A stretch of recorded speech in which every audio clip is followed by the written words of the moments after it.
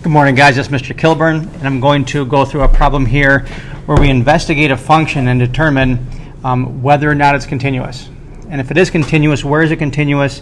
And if it's not continuous, where are the discontinuities?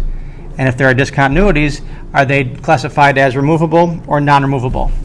So let's get into it. So first of all, I'm looking at a function here, f of x equals x squared plus 3x all over x squared minus 2x minus 15.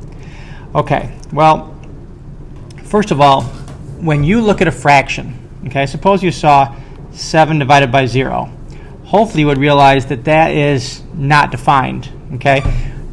When we're graphing lines, remember we have positive, negative, 0, and undefined vertical line, okay? So when you get a 0 in the denominator spot and you're graphing functions, something not wrong, just something different about that function is taking place, okay? It's not continuous. So the way we're going to focus on this and determine where it is and where it isn't is to focus on the denominator and say what values of x, if I plug into that denominator spot, I'm going to get a 0 there, thus being undefined, not continuous. So let's do that. Okay, so I'm just going to take x squared minus 2x minus 15, set that equal to 0, and see what we get. So as you well know, I need factors of negative 15 that add or subtract to get negative 2. Okay, well, fortunately, there aren't many factors of negative 15, right? 1 and 15, 3 and 5. And we need to figure out what our signs are to get this negative 2. Well, obviously, 1 and 15 aren't going to help me any, but definitely 3 and 5 will. Okay, so if I have a negative 5 and a positive 3, add those together, I get negative 2. All right, so let's do that. So let's factor this out. This is going to be x minus 5, x plus 3. Okay, going back to algebra 1, if x minus 5 times x minus 3 equals 0, then I know that either x minus 5 equals 0, at which point x is 5, and if x plus 3 equals 0, x must be equal to negative 3. All right, so let's focus on these two x values, okay? And by looking at a graph and seeing if we can graphically tell whether they're removable or non-removable, and then algebraically show which one is true, or why they're true, rather. Okay, so looking over at the graph now, I'm going to focus in. This is simply this graph over here in Desmos. Okay, let me set it up so I can write on it here. Okay, so when x is 5, take a look when x is 5 right here. Okay, let's get a different color right there.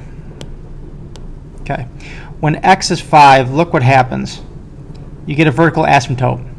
Okay, now your gut hopefully tells you that looks like something that I can't remove. That's part of that function, and that's not going anywhere. And that is in fact the case, right? So whether I'm coming from the right and heading towards positive infinity, or coming from the left and heading towards negative infinity, that vertical asymptote is set in stone. It's not going anywhere.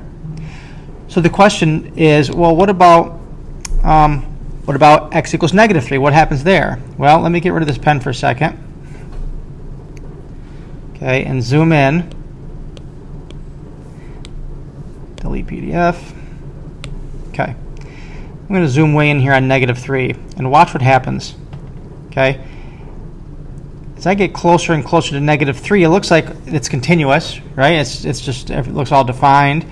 And then I get to negative 3, and look what happens. I can get on right there. Negative 3, comma, undefined. Okay, see that little open hole right there? Okay, so that is what's called a removable discontinuity. And you may say, well, there's a hole there. How's it removable? Well, let's go back to my graph over here, my function rather. We'll get rid of this. Okay, and I'll show you why. So what I'm going to do is factor. So if I look at the top, that can get factored into x times x plus 3, and we already factored the bottom, x minus 5 and x plus 3. Okay, now why is it removable? Because watch what I'm going to do. The x plus 3 and the x plus 3, they cancel. It's removed. It's gone. But what is not gone? Well, what's not gone is this x over x minus 5. Okay, if I were to graph this by itself, I would get that same graph over here.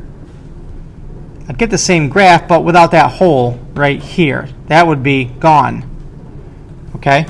So it would be just this vertical asymptote. Again, the vertical asymptote, set in stone, not removable or non-removable. Okay, so hopefully that helped, just kind of visualizing both algebraically with with a function and with a graph as well, and determining where is it continuous. Well, it's continuous everywhere. Towards the domain would be all the x's. Oh, I'll write it over here. The domain would be all the x values that are greater than 5, and all the x values that are less than 5. Okay, anything else works. For this function, if I remove that -3, if I don't remove the -3, then there would be that open hole right where you saw -3. Open hole. There you go. Okay, guys, hope that helped. Have a great day. Talk to you soon.